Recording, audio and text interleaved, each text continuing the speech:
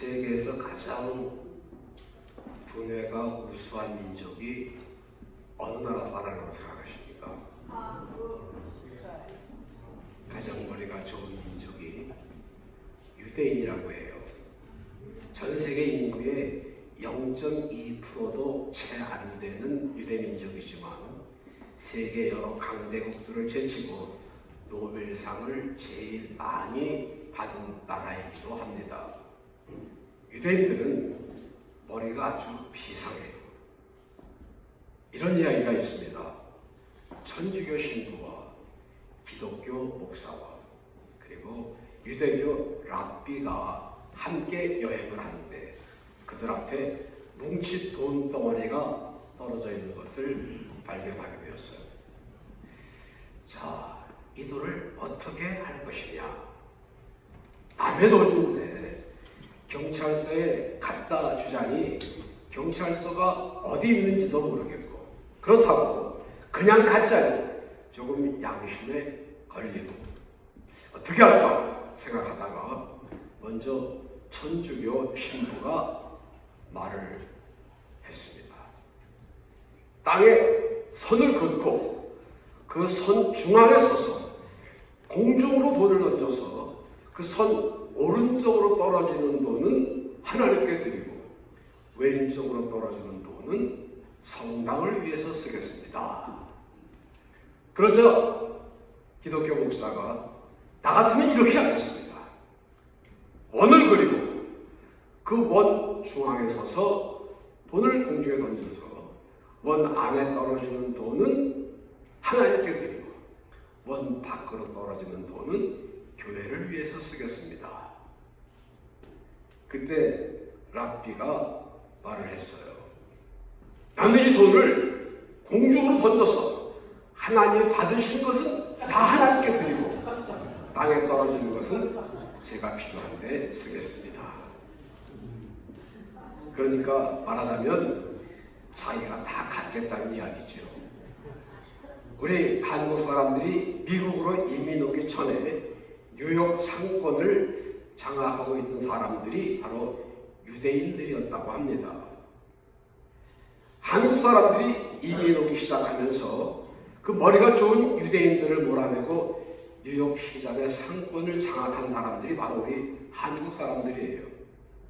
그 비결이 뭐냐? 너 죽고 나 죽자 하는 거예요. 유다이, 미다이. 같이 죽자는데 싸울 수가 있나요? 사회자도 공부도 하고 장사도 하고 일도 하고 돈도 버는 것이지 죽으려고 하는 것은 아니잖아요. 그러니까 너 죽이고 나도 죽겠다. 함께 죽자. 유다이, 미다이, 올다이 하는 식으로 달려드는 우리 한국 사람들한테는 흑인이고 유대인들이고 더 당하지를 못하는 거예요. 그런데 우리 사람들이 정말 너 죽고 나 죽자 식으로 살아야 할까요? 아니에요. 이 세상은 더불어 살도록 창조되었습니다. 하나님께서는 우리에게 함께 살아가라고 말씀하셨어요. 오늘 보면 로마서 12장 말씀은 성도들의 삶의 자세를 기록한 내용입니다. 예수 믿는 사람들이 어떻게 살아야 할 것인가를 자세히 설명해 주는 말씀이에요. 먼저 성도요, 하나님의 자녀로서 하나님이 기뻐하시는 거룩한 산 제사를 드려야 함을 말씀했고 하나님께서 주신 은사와 재능으로 힘껏 일하라고 말씀하고 있습니다. 성경의 가르침은 언제나 분명해요.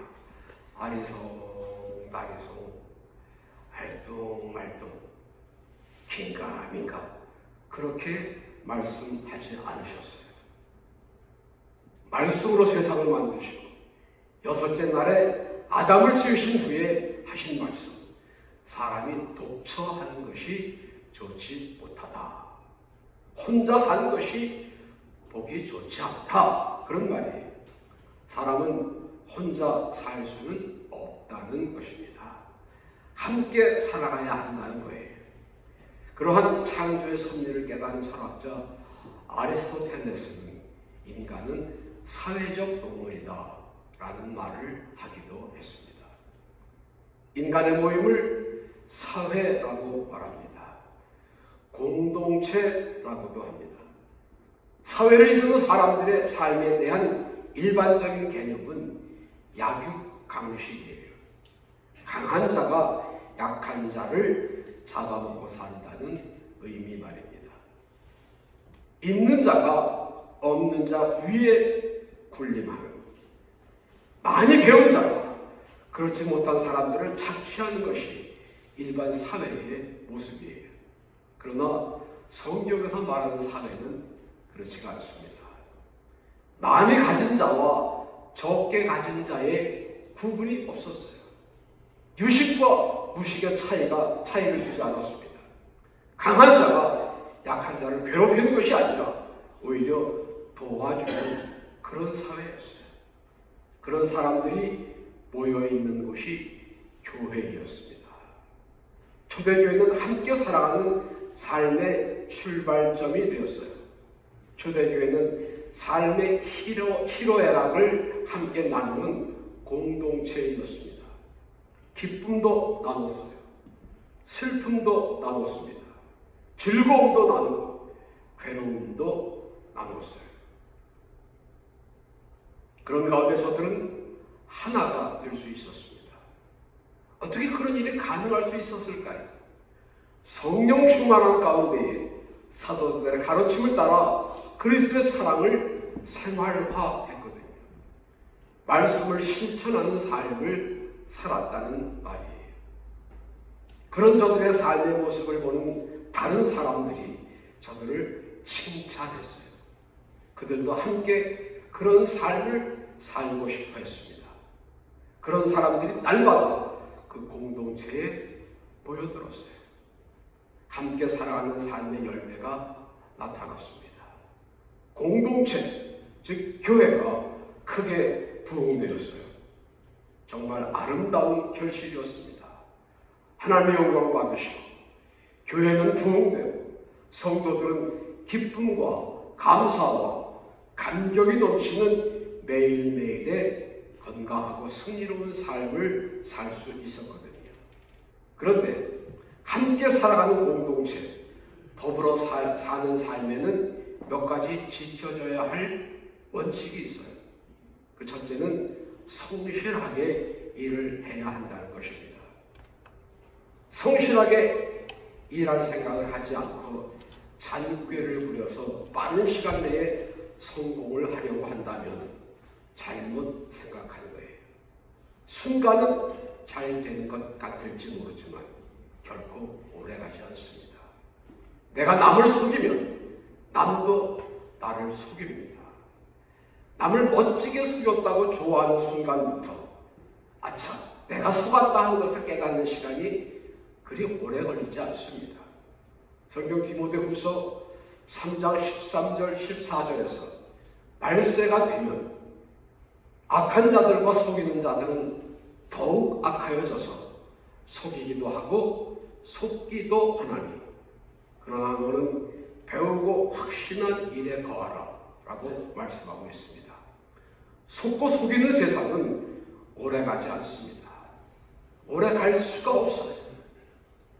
성실하다고 하는 말은 꾸준하다는 말입니다. 변함이 없다는 말이에요. 어느 순간 잘할 수 있습니다.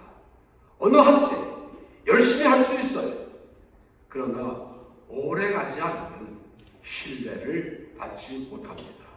그래서 성실하다고 하는 말은 믿음을 전제로 합니다. 내가 상대를 믿을 수 있고 상대가 나를 믿어주는 관계는 성실하면서 출발하는 거예요. 그런데 그 변함이 없는 성실함이라고 하는 것이 쉽지를 않아요. 사람들이 흔히 착각은 자유다라고 말을 하지만 착각은 절대로 자유가 아닙니다. 실수예요. 때로는 돌이켜지지 않는 큰 실패가 되기도 합니다. 그래서 착각해서는 안 돼요. 우리가 다 함께 잘 사는 길은 정직하게 일하고 믿을 수 있는 사회를 만들어 간 것입니다.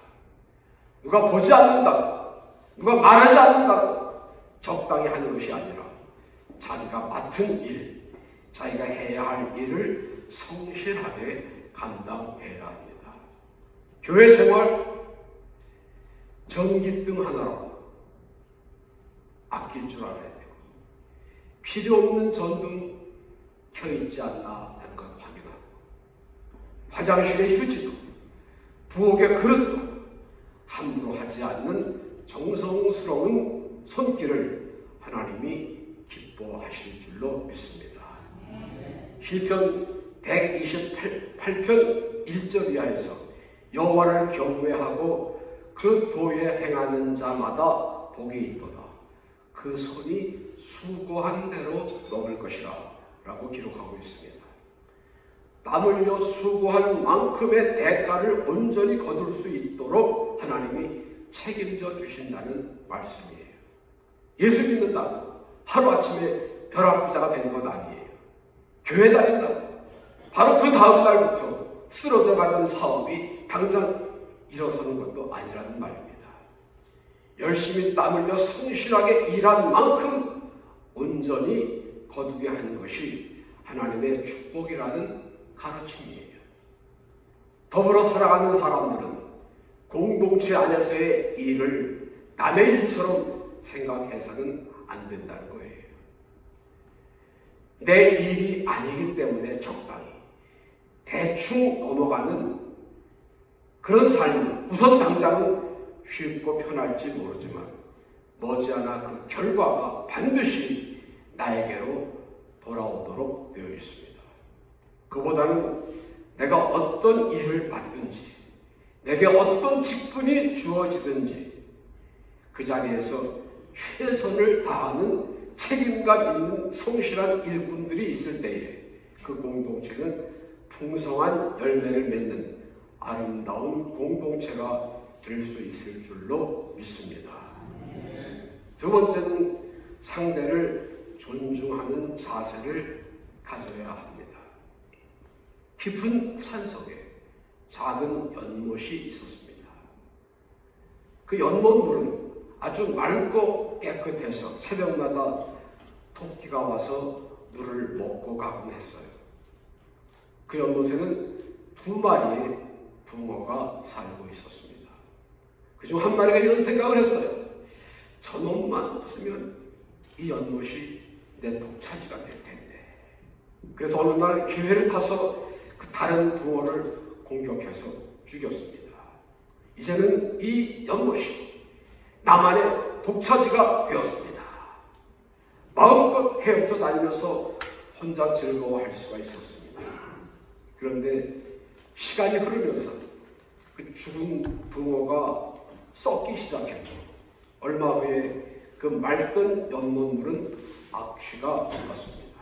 그리고 그 물을 먹어야 하는 그 붕어도 썩은 물을 먹고 죽었어요. 이제 그 연못에는 아무도 살지 않고 토끼도 오지 않는데요. 우리 인간 사회를 말해주는 것 같지 않나요? 잘났다고 하는 사람, 혼자 독차지하려고 욕심을 부리는 사람이 너무 많아요.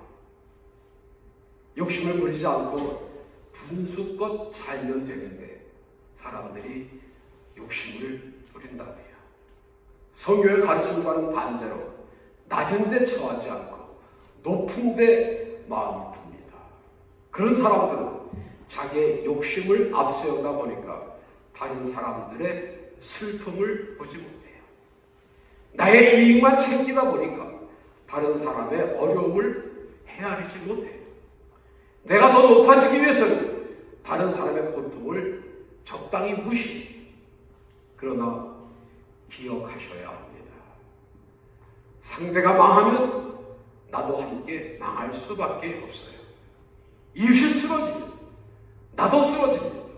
형제가 아파하는데 나만 혼자 편히 발 뻗고 잘 수는 없는 거예요.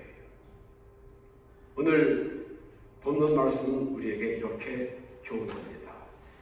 즐거워하는 자들로 함께 즐거워하고 우는 자들로 함께 울라. 나만 알고 내가 제일이다 하는 사람은 남을 죽이고 나도 죽는 어리석은 사람이 되는 거예요.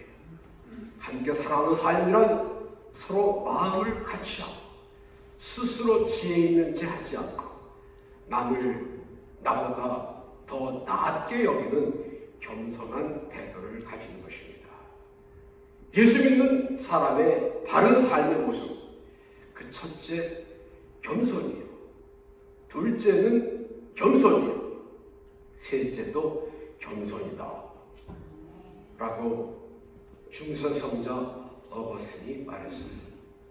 오늘 본문 10절에서는 존경하기를 서로 먼저 하며 라고 말씀했습니다. 내가 최고다. 아니, 내가 제일이다. 아니, 내가 우선, 내가 먼저가 아니라 남을 존중하고 존경할 줄 아는 겸손한 자세에서 함께 살아가는 삶의 기쁨과 보람을 찾을 수 있는 것입니다. 함께 살아야 하는 공동체, 그 세 번째는 이웃을 사랑하는 마음을 갖는 것입니다. 하나님과 사람과의 관계는 믿음의 관계이어야 합니다. 참 믿을 수 없는 것이 사람의 마음이라고 말들 합니다. 그래서 흔히 하는 말로 세상에 믿을 놈 없다, 그런 말을 합니다. 그렇게 믿을 수 없는 우리 인간을 하나님은 믿어주시는데 정말 신실하시고 전능하신 하나님을 우리 인간이 믿지 못한다고 하는 데에 인간의 비극이 있습니다. 하나님과 사람과의 관계는 믿음의 관계이어야 하고 사람과 물질과의 관계는 감사의 관계이어야 합니다. 감사하지 않으면 만족이 없고 만족이 없을 때에 불평과 불만이 쌓이고 그러다 보면 행복할 수가 없어요. 그래서 내가 가지고 있는 것만큼만 하나님께 감사하면서 살 때 기쁨이 있고 그 기뻐하는 삶 속에 승리가 있고 행복이 깃들게 된 것입니다. 그리고 사람과 사람과의 관계는 사랑의 관계이어야 합니다. 그런데 너무 많은 사람들이 사랑하는 관계이어야 할 사람들을 이용하려고 하는 데에 문제가 있어요. 이용 가치가 있으면 사랑하는 척 해요. 나에게 유익하다 싶으면 사랑을 하기도 합니다. 그러나 분명한 것은 참 사랑은 이용 가치에 의해서 평가되는 것이 아닙니다. 본문 9절을 다시 한번 보시겠습니다. 사랑엔 거짓이 없나니 악을 미워하고 선에 속하라. 형제를 사랑하여 우애하기를 서로 먼저 하며. 다시 말씀드립니다. 나의 목적과 이익을 위해서 다른 사람을 이용하려고 하는 한 참 사랑은 이루어지지 않으며 언젠가는 나도 이용을 당하게 된다는 사실이에요.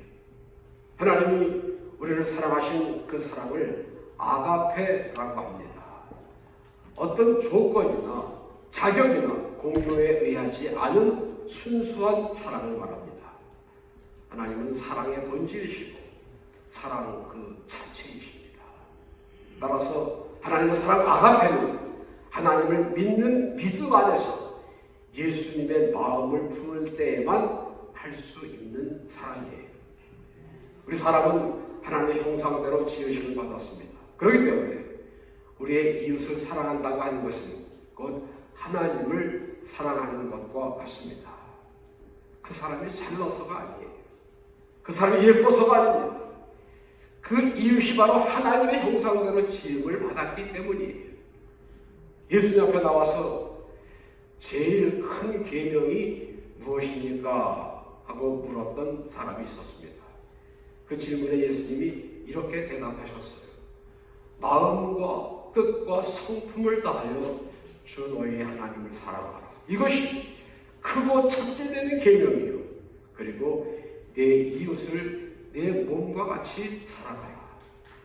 그런데 사람들의 마음속에 사랑 대신에 미움과 분쟁이 있어요. 시기와 질투가 있고요. 원망과 불평이 있어요. 비난과 모함이 있어요. 그래서 함께 망해요. 같이 죽어갑니다. 함께 살아가는 삶은 이웃을 사랑하는 삶이에요. 내 이웃을 이용하려고 하지 않고 사랑하는 삶. 이웃은 미움이나 이용의 대상이 아니라 사랑의 대상이기 때문입니다. 이웃뿐만 아니라 할 수만 있으면 모든 사람을 사랑해야 합니다. 나를 미워하고 모함하던 사람까지도 포함해서 말이에요. 내 원수가 배고파하면 먹여주고 목말라 하거든 마실 것을 주어라. 악에게 지지 말고 선으로 악을 이기라 라고 말씀했어요. 그게 말이 쉽지 실천이 잘 되나요? 물론 어렵죠. 그래서 그래도 그렇게 해서 함께 살아가는 것이 좋지. 꼭 너 죽고 나 죽고 해야 되겠습니까? 다른 사람은 어떻게 되거나 말거나 나만 잘 먹고 잘 살면 된다 하고 발버둥 칠 것이 아니라 하나님의 은혜와 축복 속에 다 함께 잘 살아야 되지 않겠습니까? 아멘. 그렇게 믿으시면 크게 아멘. 아멘. 불행을 당한 이웃을 생각하는 마음이야말로 자기 자신을 사랑하는 마음입니다. 교회 공동체는 혼자 일하는 곳이 아닙니다. 함께 일하는 곳이에요. 팀 미니스트리입니다. 팀 사역. 각자 맡은 일을 성실하게 감당해 나갈 때에 가능해집니다. 나보다 남을 낮게 여기고 겸손하게 협력할 때에 아름다운 꽃이 피는 것입니다. 의무와 책임에 앞서는 하나님의 사랑으로 우리의 이웃을 사랑할 때에 풍성한 열매를 맺게 되는 거예요. 우리들이 하나님의 자녀로 더불어 잘 사는 길은 하나님의 은혜를 힘입는 것입니다. 하나님의 은혜와 축복을 받기 위해서는 말씀에 귀를 기울이고 그 말씀대로 사는 거예요. 돈을 많이 벌어서 편안함을 누릴 수 있을지 모르지만 부분적인 것일 뿐입니다. 많은 지식을 쌓으면 큰 소리 칠 수 있겠지만 제한적일 뿐이에요. 높은 지위에 오르면 두려움이 없을 것 같지만 순간적인 것입니다. 부지런하여 게으르지 말고 열심을 품고 주를 섬길 때에 우리에게 다 함께 잘 살아가는 공동체를 이루게 하시는 삶의 축복과 능력이 경험되어질 줄로 믿습니다. 기도하겠습니다.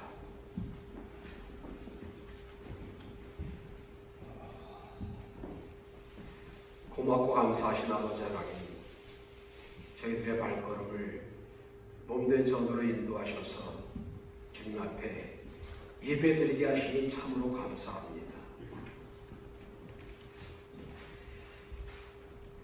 우리들에게 있어서 제일 먼저 가장 중요하게 생각할 것이 하나님과의 믿음의 관계를 회복하고 하나님을 섬기는 예배에 참여하는 일이라고 하는 사실을 확실히 마음으로 믿고 깨달아 주님을 섬기는 일에, 예배에 참석하는 일에, 하나님 말씀을 지키며 사는 일에 최선을 다하는 주님의 자녀들로 살아가도록 성령님 인도하여 주옵소서. 예수님 이름으로 감사기도 드리옵나이다. 아멘.